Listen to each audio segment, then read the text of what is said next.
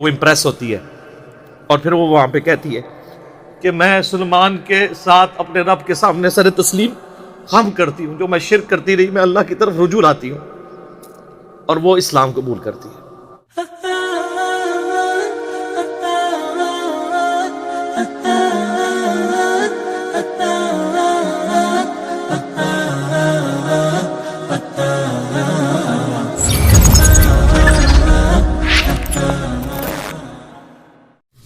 یہ سورۃ النمل میں بڑی ڈیٹیل کے ساتھ اللہ تعالیٰ نے حضرت سلیمان علیہ السلام کی زندگی کے چند واقعات کو ذکر کیا ہے 30 آیات کے اندر، آیت نمبر 15 سے لے کے 44 تک مسلسل 30 آیات میں سلیمان علیہ السلام کا اللہ تعالیٰ نے ذکر خیر کیا ہے۔ سٹارٹ اسی سے لیا ہے کہ وہ اپنے امتیوں سے کہتے ہیں کہ دیکھو اللہ تعالیٰ نے ہمیں کثیر مخلوق پہ فضیلت دی ہے، ہمیں جانوروں کی بولیاں سکھا دی ہیں، جنات کو، ہواؤں کو، پرندوں کو ہمارے لیے مسخر کر دی ہے، اللہ تعالیٰ نے ساری قدرت دی ہوئی تھی۔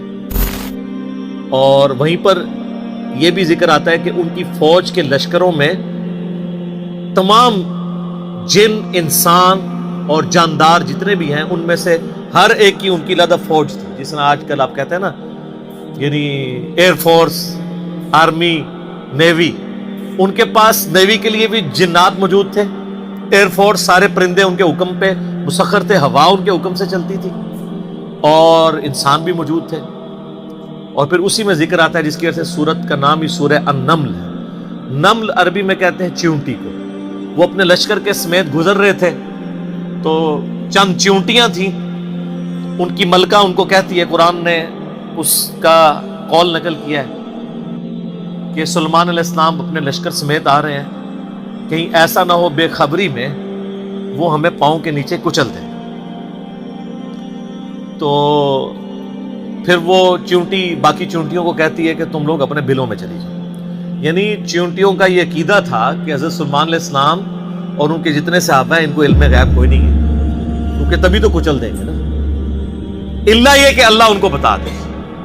اچھا، آپ بزرگوں کے علم غیب لے کے بیٹھے، تو اس میں اللہ تعالیٰ نے سلیمان علیہ السلام کو اس چیونٹی کی بات سنوا دی، تو سلیمان علیہ السلام اس پر مسکرائے، اور مسکرا کے یہ نہیں کہا کہ مجھے علم غیب ہے، کہا کہ اللہ کا شکر ہے کہ اللہ تعالیٰ نے یعنی مجھے یہ کوالٹی دی ہے کہ اللہ تعالیٰ نے اس چیونٹی کی بات مجھے سنوا دی۔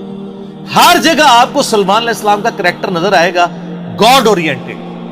ویسے یہودیوں میں ایک گروہ ایسا بھی ہے جو سلیمان علیہ السلام سے سخت نفرت کرتا ہے، اور بڑے بڑے ان کے اوپر سکینڈل بھی بنائے ہوئے ہیں انہوں نے، کیونکہ سلیمان علیہ السلام بڑے کٹر قسم کے موحد تھے، تو توحید و عزم نہیں ہوتی نا۔ ہر جگہ آپ کو نظر آئے گا سلیمان علیہ السلام جب بھی کوئی کام ہوتا ہے نا، اپنے تو کسی کمال کا ذکر ہی نہیں کرتے، وہ کہتے ہیں اللہ نے مجھے آزمایا ہے، اللہ نے مجھے دیا ہے تاکہ میں اللہ کا شکر ادا کروں، اللہ مجھے جانچ رہے کہ میں نے، وہ تو سینٹرڈ اراؤنڈ گاڈ، اور یہی ایک موحد کی نشانی ہوتی ہے۔ اور وقت کا پیغمبر تو امام الموحدین ہوتا ہے نا، تمام موحدین کا امام ہوتا ہے۔ تو وہ چیونٹی جو ہے نا، اس کی گفتگو حضرت سلیمان علیہ السلام سن کے مسکراتے ہیں اور پھر اللہ تعالیٰ کا شکر ادا کرتے ہیں کہ مجھے اللہ نے یہ کوالٹی دی ہے۔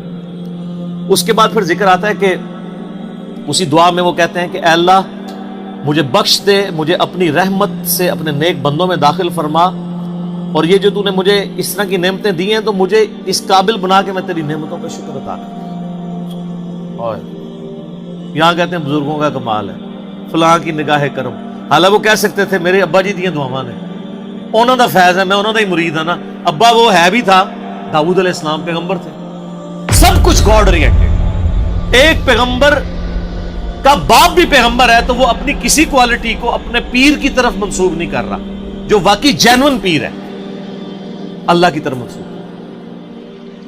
اسی لیے تو آپ کو کہا جاتا ہے نا کہ آپ قرآن نے ڈائریکٹ نہیں پڑھنا، آپ گمراہ ہو سکتے ہیں، کیونکہ آپ یہ سوچیں گے نا۔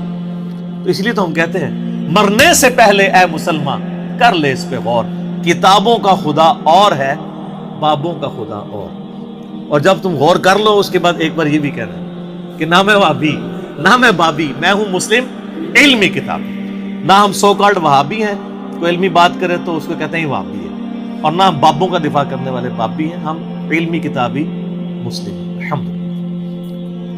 اچھا، وہ سورہ نمل میں پھر آگے چلتا ہے کہ حضرت سلیمان علیہ السلام اپنے دربار میں بیٹھے ہوتے ہیں اب سارے ان کے کمانڈر حاضر ہیں، جنوں کا کمانڈر بھی ہے، اسی طریقے سے انسانوں کے کمانڈر بھی، سارے ان کے سردار وہاں پہ جمع ہیں۔ تو جو ان کی ایئر فورس کا کمانڈر تھا نا، وہ ہدہد ایک پرندہ ہے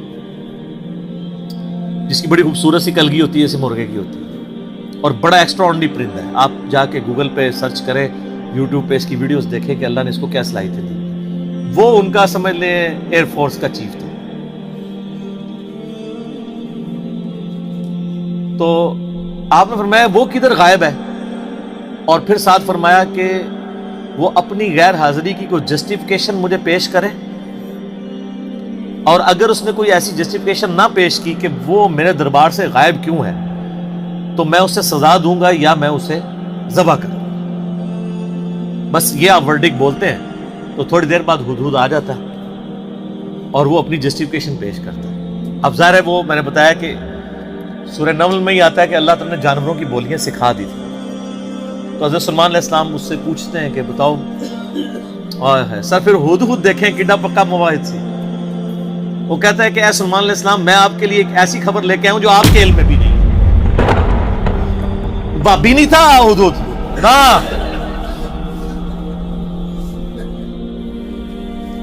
سلمان علیہ السلام نے کہا کیا خبر لے کے آیا ہوں؟ ان کا میں ایک ایسی قوم کے پاس سے آیا ہوں کہ جن کی حکمران ایک ملکہ ہے، عورت، اور اس کا بہت بڑا ایک عرش یعنی اس کا تخت ہے جس پہ وہ بیٹھتی ہے۔ اب وہ آپ کو نا ویسے کھنڈرات بھی اس کے مل چکے ہیں، ایک پکچر ہمیں ملی، انشاءاللہ ہم اس میں اٹیچ بھی کریں گے۔ آلموسٹ سمجھ لیں وہ کوئی آج کے دور کے اعتبار سے آپ دیکھ لیں کوئی 50 فٹ چوڑا اور لمبائی میں تقریباً 100 فٹ اور اونچائی میں بھی تقریباً 50 فٹ کے برابر، مختلف اقوال ملتے ہیں۔ یعنی ایک اچھا خاصا بڑا اس کا تخت تھا جس پہ اس کے سارے وہ سردار ارد گرد بیٹھتے تھے، اور وہ پتھر کا بنا ہوا بڑا سا۔ ان کا میں نے ایک عورت دیکھی ہے، تو وہ آپ کے علم میں نہیں ہے کہ وہ حکومت کر رہی ہے ان پہ، اور بڑا اس کا ایک تخت ہے، اس کے کئی سردار ہیں، اور شیطان نے ان کے برے اعمال ان کی نظر میں سنوار دیے ہیں۔ وہ اللہ کو چھوڑ کے سورج کی پوجا کرتے ہیں۔ سر ایک ہدہد کو بھی ٹینشن ہے شرک کی، آپ ذرا یہ دیکھیں۔ اسی لیے اللہ تعالیٰ نے فرمایا نا کہ قریب ہے کہ آسمان پھٹ پڑے اور زمین شک ہو جائے اور پہاڑ ریزہ ریزہ ہو جائے۔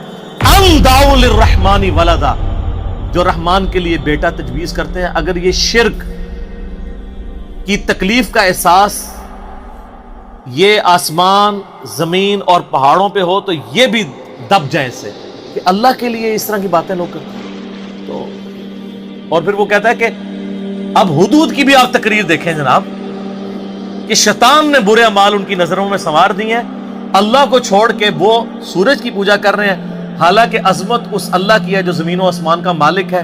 ان کو تو چاہیے تھا اسے ہی سجدہ کریں، اور اس پہ آیت سجدہ بھی ہے۔ اللہ اکبر، سبحان الملک المقتدر۔ تو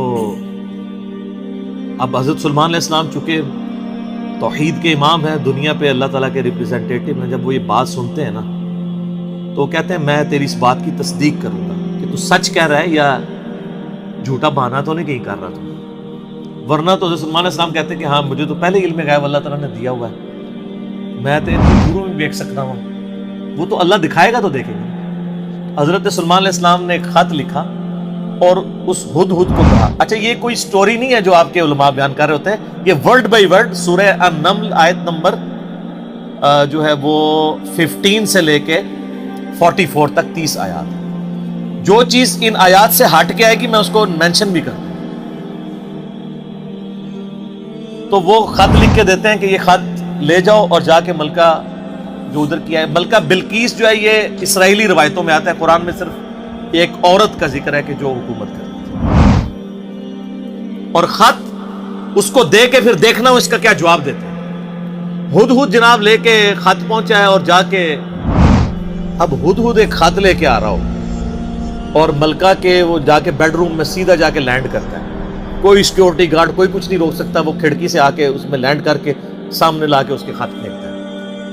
تو حضرت سلیمان علیہ السلام کا خط وہ کھولتی ہے تو وہ اس خط میں تو 2 ٹوک جملے لکھے ہوتے ہیں، انہ من سلیمان و انہ بسم اللہ الرحمن الرحیم، اور تم سر تسلیم خم کر کے فوراً میرے پاس حاضر ہو جاؤ.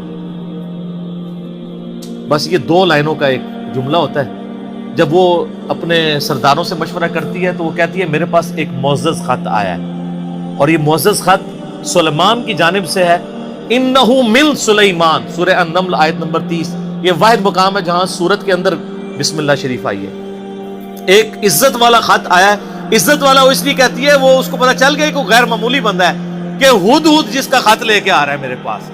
تو ظاہر ہے یہ کوالٹی تو اس کے پاس نہیں تھی کہ یہ کوئی کتنا بڑا بادشاہ ہے کہ جس کو اللہ نے یہ حکومت دی ہے کہ جانوروں پہ بھی اس کی حکومت ہے. تو وہ کہتی ہے کہ ایک معزز خط میرے پاس آیا ہے جو سلیمان کی جانب سے ہے اور وہ اللہ کے نام سے شروع ہو رہا ہے. اس سے یہ سنت ٹھہری کہ جب آپ کوئی خط لکھیں کسی کو تو بسم اللہ سے اس کا آغاز کریں، اور اس میں یہ ہے کہ سر تسلیم خم کرو اور میرے پاس حاضر ہو جاؤ. تو وہ اپنے سرداروں سے کہتی ہے کہ میں تمہیں پتا ہے کہ میں کوئی کام اس وقت تک نہیں کرتی جب تک کہ میں مشورہ نہ کر لوں. ہر معاملے میں تم سے میں مشورہ کرتی ہوں. قوم سبا کی وہ ملکہ تھی. تو مجھے بتاؤ تم مجھے کیا مشورہ. تو سردار تو آپ کو پتا ہے جو ان کی تو ایک خاص جنگجو نیچر ہوتی ہے. انہوں نے کہا ہم تو بڑے طاقتور ہیں، بڑے زور آور ہیں، ہم ہر طرح کے بادشاہ کا مقابلہ کر سکتے ہیں، آپ ہمیں حکم دیں دیکھی جائے گی. لیکن وہ تو سمجھدار ہوتی ہے. جسے مجھے بھی آگے لوگ پھونک چڑھا رہے ہوتے ہیں، لیکن جو بندہ ڈرائیونگ سیٹ پہ بیٹھا ہوتا ہے اس کو پتا ہوتا ہے کہ کام کو کس حکمت سے لے کے چلنا. تو وہ ملکہ کہتی ہے کہ اس کو تو اندازہ ہو گیا کہ یہ کوئی عام بندہ نہیں ہے، ان کی ساری پھوپھا نکال دے گا وہ. تو وہ کہتے ہیں کہ وہ ملکہ آگے کہتی ہے، اس کے الفاظ اللہ تعالیٰ نے نقل کیے. وہ کہتی ہے کہ یاد رکھنا بادشاہ جب کسی ملک میں داخل ہوتے ہیں نا تو وہاں کے شرفاء کو ذلیل کر دیتے ہیں. تو یعنی یہ جو ہمارے پاس ملک ہے یہ بھی ہمارا چھن جائے گا. ہم میں یہ طاقت نہیں کہ ہم اس شخص کا مقابلہ کر سکیں. یہاں پہ بھی آپ دیکھ لیں انگریزوں نے یہی کیا ہے نا. جب انگریز یہاں حکومت میں ہے نا سب سے زیادہ ذلیل انہوں نے کیا ہے خاندان مغلیہ کو، اس لیے کہ وہ یہاں پہ رولرز تھے. تو انہوں نے کہا پہلے تو جناب ان کو اتنا ذلیل کرو نا، کیونکہ ان کے اندر جراثیم موجود ہیں حکومت کرنے کے، ان کو تو ذلیل و خوار کرو. تو وہ ملکہ کی بات یونیورسل ٹروتھ اللہ نے نقل کیا کہ جب بادشاہ داخل ہوتے ہیں تو وہاں کے شرفاء پھر سب سے پہلے وہ ذلیل ہوتے ہیں. تو وہ کہتی ہے کہ اس میں جلدی نہیں ہمیں کرنی چاہیے، میں سلیمان کو نا کچھ گفٹ بھیجتی ہوں اور میں دیکھتی ہوں کہ اس کے رسپانس میں وہ کیا کرتا ہے. تو پتہ چل جائے گا کہ وہ واقعی ایک دنیا دار بادشاہ ہے یا اللہ کا ریپریزنٹیٹو ہے. یہ اس نے چیک پوائنٹ رکھا کہ اگر دنیاوی بادشاہ ہوا تو دنیاوی بادشاہ پرانے زمانوں میں دوسرے ملکوں پہ کیوں حملہ کرتے تھے؟ تاکہ ان سے ان کی دولت ہتھیائیں.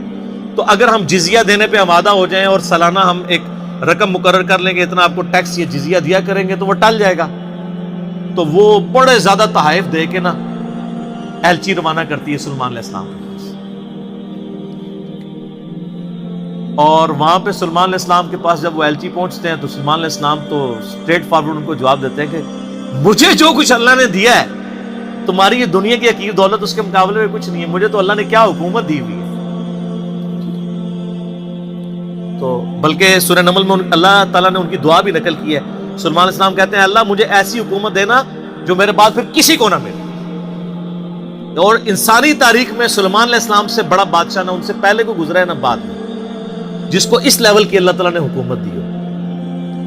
تو وہاں پہ جب ایلچی پہنچتے ہیں تو وہ ان کو اسٹریٹ فارورڈ جواب دیتے ہیں اور ان کو واپس کر دیتے ہیں کہ جاؤ اور اپنی ملکہ کو بتا دینا کہ اب ہم وہ لشکر لے کے آئیں گے جس کی تاب تمہارے لشکر نہیں رکھ سکتے، انتظار کرو ہمارا. تو وہاں سے چلے جاتے ہیں. وہ تو چلے جاتے ہیں اور سلیمان علیہ السلام کو پتا ہوتا ہے کہ وہ مطیع ہو کے ہی آئے گی، کیونکہ وہ سمجھ گئے ہوتے ہیں کہ اس نے یہ جو ڈیسیژن کیا ہے وہ کیوں کیا ہے. اب یہ فاصلہ آلموسٹ 2000 کلومیٹر کا ہے. قوم سبا آباد تھی یمن میں اور حضرت سلیمان علیہ السلام یروشلم میں بیٹھے ہوئے تھے، بیت المقدس ایلیا شام کے اندر. آلموسٹ 2000 کلومیٹر کا یہ فاصلہ ہے. تو آپ سمجھ لیں یہ فاصلہ طے کرنے کے لیے بھی 40 سے 50 دن پیدل چاہیے. تو سلیمان علیہ السلام جب ان کو واپس کرتے ہیں، وہاں پہ جب واپس خط پہنچتا ہے تو ظاہر ہے ملکہ تو پہلے ہی اس کو سمجھ آ گئی ہوتی ہے کہ کوئی عام بندہ نہیں ہے، تو ملکہ یہ ڈیسائیڈ کرتی ہے کہ میں خود سلیمان کے پاس جاؤں گی، کیونکہ اس خط میں پہلے میں کیا لکھا تھا کہ مطیع ہو کے میرے پاس حاضر ہو۔ سر یہ بادشاہ کا آپ لیول دیکھیں کہ دوسرا بادشاہ جنگ بھی نہیں کرنی پڑ رہی، سیدھا وہ خود حاضر ہو رہا ہے۔ خیر اس بات کو کچھ عرصہ گزر جاتا ہے، جب اس کا لشکر آنے کے 3-4 دن یا کچھ دن باقی رہ جاتے ہیں نا، تو سلیمان علیہ السلام اپنی مجلس میں بیٹھے ہوتے ہیں، تو سلیمان علیہ السلام اپنے درباریوں سے کہتے ہیں کہ وہ جو بلقیس ہے وہ مطیع ہو کے میرے پاس آنے والی ہے۔ ان کو پتہ ہے، فیڈ بیک مل جاتی ہے، اللہ تعالیٰ نے وحی کے ذریعے آگاہ کر دیا۔ پھر وہ ایک گفتگو کرتے ہیں وہاں پہ، جہاں پہ وہ تخت بلقیس کا ذکر ہے، اور آصف بن برقیہ کا نام قرآن میں نہیں ہے، یہ اسرائیلی روایتوں میں۔ وہ سورۃ النمل کی آیت نمبر ہے 30۔ اعوذ باللہ من الشیطان الرجیم، بسم اللہ الرحمن الرحیم۔ بلکہ آیت نمبر 30 میں تو وہ یہ آگی 38 نمبر سے آن ورڈ، 30 تو پہلے گزر چکی نا، انہ من سلیمان و انہ بسم اللہ الرحمن الرحیم۔ یہ آیت نمبر ہے 38۔ قال یا ایھا الملأ ایکم یأتینی بعرشها قبل ان یأتونی مسلمین۔ حضرت سلیمان علیہ السلام کہتے ہیں، اے میرے سرداروں، جو میرے ساتھ اٹیچ لوگ ہو، تم میں سے کون ہے کہ جو مجھے اس ملکہ کا تخت لا کر دے اس سے پہلے کہ وہ سر تسلیم خم کرتی ہوئی میرے پاس حاضر ہو جائے؟ کون ہے کہ جو ایسا کرے؟ قال عفریت من الجن، تو ایک بڑا دیو ہیکل جن کہتا ہے، انا آتیک بہ قبل ان تقوم من مقامک، کہ میں آپ کی اس محفل برخاست ہونے سے پہلے 3-4 گھنٹے کی جو بھی آپ کی مجلس ہوتی ہے، مجلس ختم ہونے سے پہلے میں وہ تخت آپ کو یہاں پہ لا دوں گا۔ انبلیویبل چیز ہے، 2000 کلومیٹر سے اتنا بڑا تخت پتھر کا وزنی، 3-4 گھنٹے کیا، وہ تو آج بھی آپ اگر جہاز میں بھی لائیں تو 3-4 گھنٹے میں نہیں پہنچ سکتا، اس کو تو لفٹ کرنے میں پرابلم ہو جائے گی۔ وَإِنِّي عَلَيْهِ لَقَوِيٌّ أَمِينٌ، اور میں اس کے اوپر امانت دار بھی ہوں، میں پوری رسپانسبلٹی سے یہ کام کروں گا، اور میں طاقت بھی مجھے اللہ نے دی ہے، جنات کو اللہ نے بہت طاقت دی ہوئی ہے۔ تو حضرت سلیمان علیہ السلام یعنی ایگری نہیں کرتے اس مسئلے میں۔ تو پھر ایک اور شخص، قال الذی عندہ علم من الکتاب، وہاں ایک شخص بیٹھا ہوتا ہے جس کے پاس کتاب میں سے علم ہوتا ہے، وہ کہتا ہے انا آتیک بہ قبل ان یرتد الیک طرفک، میں اس تخت کو آپ کے سامنے حاضر کر دوں گا آپ کی آنکھ جھپکنے سے پہلے، فریکشنز آف سیکنڈ میں لے آؤں گا۔ ہمارے لیے تو وہی ہضم کرنا مشکل ہے، تو یہ تو خیر بہت بڑی چیز ہے۔ تو یہ اس نے دعویٰ کیا، بس یہ دعویٰ کرنے کی دیر تھی اور وہ لے بھی آیا تھا۔ فلما رآہ مستقرا عندہ، تو حضرت سلیمان علیہ السلام نے جب وہ تخت وہاں پر آیا ہوا دیکھا، قال ھذا من فضل ربی، اور انہوں نے کیا، حضور کڈے پہنچے بزرگوں، کیا بات ہے، کیا صاحب کرامت ہو، نہیں اومٹ کر، ان کا یہ میرے رب کا فضل ہے، ھذا من فضل ربی۔ آپ لکھتے ہیں نگاہ مرشد سے، ماں باپ کی دعا سے، اور پیغمبر کا کہتا ہے ھذا من فضل ربی، یہ تو میرے رب کا فضل ہے۔ کیوں ہے فضل؟ لیبلونی اشکر ام اکفر، تاکہ وہ مجھے آزمائے کہ میں اس کا شکر گزار بنتا ہوں یا ناشکرا۔ یہ سر توحید ہے۔ ومن شکر فانما یشکر لنفسہ، اور جو کوئی اللہ کا شکر کرے گا تو وہ بھی اپنے نفس کی خاطر ہی کر رہا ہوگا، اللہ کو کوئی پرواہ نہیں۔ ومن کفر، اور جو کوئی اللہ کی ناشکری کرے، فإن ربی غنی کریم، تو میرا رب تو غنی ہے، کریم ہے، اسے کسی کی پرواہ ہی نہیں ہے۔ ھذا من فضل ربی۔ اچھا اس کے بعد پھر آتا ہے کہ وہ ملکہ جب آئی، حضرت سلیمان علیہ السلام نے کہا کہ نا اس تخت کی حیت بدل دو، ڈیزائننگ اس کی تھوڑی سی چینج کر دو، جو اس کے اوپر کوئی پھول بوٹے لگے ہوئے تھے تھوڑا سا اسے ٹیمپر کرو، اور میں دیکھوں گا کہ وہ پہچانتی ہے اپنے تخت کو نہیں کہ نہیں پہچانتی۔ تو وہ پھر ملکہ وہاں پہ آ پہنچتی ہے، تو سلیمان علیہ السلام اسے ریسیو کرتے ہیں اور کہتے ہیں اس تخت کے بارے میں تیرا کیا خیال ہے؟ تو وہ بڑی سمجھدار ہوتی ہے، تو وہ کہتی ہے یہ تو لگتا ہے کہ یہ میرے تخت ہی ہے، اس کی مثل مجھے لگ رہا ہے بلکہ شاید وہی ہے۔ تو یہ اس کی سمجھداری کا بھی ثبوت ہے کہ وہ اس کو ٹیمپرڈ فارم میں بھی پہچان لیتی ہے، اور یہ اس کو دوسرا میسج مل جاتا ہے انہوں نے کیا لڑنا ہے، اس نے کہاں سے لڑنا ہے؟ وہ تو یہ بھی نہیں تھی ایکسپیکٹ کر سکتی کہ 4 مہینے میں بھی کوئی اٹھا کے یہاں لا سکے، ابھی تو اس کو یہ پتہ ہی نہیں تھا یہ تو ایسے آیا ہوا ہے۔ تو پھر سلیمان علیہ السلام اسے اپنے جو ٹیمپل ہے نا اس کی بھی تھوڑی جھلک کرواتے ہیں۔ آگے ایک محل میں جب لے کے آتے ہیں کمرے میں، تو اس میں ایسے شیشے جڑے ہوئے ہوتے ہیں کہ وہ گویا دیکھنے میں تالاب محسوس ہو رہا ہوتا ہے۔ تو جب اس پہ پاؤں رکھنے لگتی ہے وہ سمجھتی ہے شاید پانی والا تالاب ہے، تو وہ اپنے جو تہمد ہے یا جو بھی اس نے کپڑے پہنے ہوتے ہیں وہ تھوڑی سی اٹھا لیتی ہے، اس کی پنڈلیاں بھی ننگی ہو جاتی ہیں، وہ سمجھتی ہے پانی ہے، وہ پانی نہیں ہوتا، تو وہ امپریس ہوتی ہے، اور پھر وہ وہاں پہ کہتی ہے کہ میں سلیمان کے ساتھ اپنے رب کے سامنے سر تسلیم خم کرتی ہوں، جو میں شرک کرتی رہی میں اللہ کی طرف رجوع لاتی ہوں، اور وہ اسلام قبول کرتی ہے۔ باقی اسرائیلی روایتوں میں پھر ملتا ہے کہ سلیمان علیہ السلام کا نکاح اس کے ساتھ ہوتا ہے۔ قرآن نے اس چیز کو ایڈریس نہیں کیا، قرآن تو بس کنکلوڈ اس پہ کرتا ہے کہ وہ مسلمان ہو جاتی ہے، نہ وہ بریلوی ہوتی ہے، نہ دیوبندی ہوتی ہے، نہ اہل حدیث ہوتی ہے، نہ شیعہ ہوتی ہے، بلکہ مسلمان ہو جاتی ہے۔ اور آپ یہ الفاظ دیکھیں جناب، مسلمان مسلمان ہی ہے ہر طرف۔ ہاں،